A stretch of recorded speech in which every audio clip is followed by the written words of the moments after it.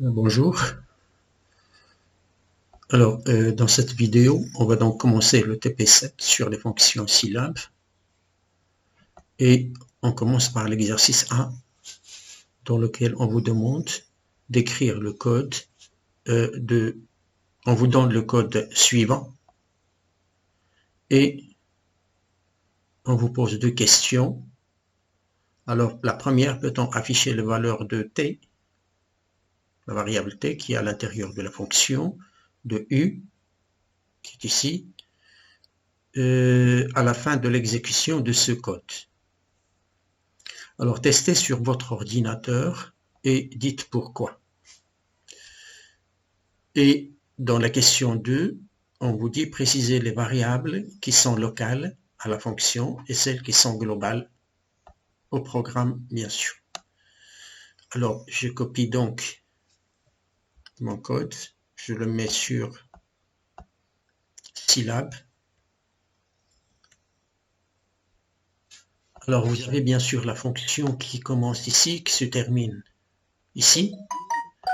Vous avez deux variables globales n et m qui sont hors de la fonction et donc qui sont dans le programme, donc ils sont globales. Et vous avez une fonction z, une variable z qui est aussi globale puisqu'il est hors de la fonction et qui est différente bien sûr de la variable qui est ici. En fait, la variable qui est ici, c'est elle qui va être retournée par la fonction f. Alors, la fonction, il est nommé f, il a deux entrées x et y, et il a une sortie z. Alors, on définit donc la fonction à ce niveau-là. En fait, la définition de la fonction, c'est tout simplement son écriture. Et on va appeler la fonction à ce niveau-là. Donc ici, je sollicite la fonction et je lui donne 1 qui va prendre la place de x, je donne 2 qui va prendre la place de y. Alors la fonction, bien sûr, il va calculer t, il va calculer u, il va calculer z aussi. Donc n, m et z sont des variables globales. Alors t, u et le z qui est ici sont des variables locales.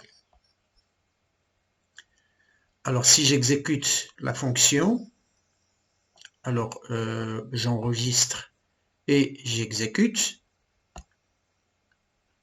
Alors il n'y a aucun affichage, donc vous n'allez rien voir, mais je vais taper n pour voir est-ce qu'il y a quelque chose.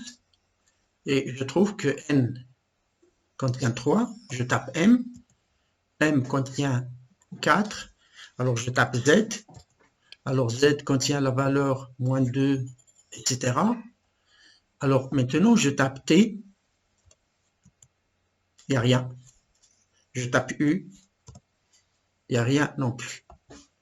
Alors ça veut dire quoi? Ça veut dire que les variables qui sont locales à la fonction, ils vont disparaître lorsque la fonction est terminée. Donc toutes les variables locales, ce sont des variables qui existent pendant un certain temps, donc ils sont éphémères, et ils vont disparaître après. Lorsque la fonction se termine, ils vont disparaître et ils n'existent plus dans la mémoire de l'ordinateur. Voilà donc la réponse à la première question. J'espère que vous pouvez donc, à partir de ce moment-là, distinguer une variable globale d'une variable locale. Et donc, au prochain exercice.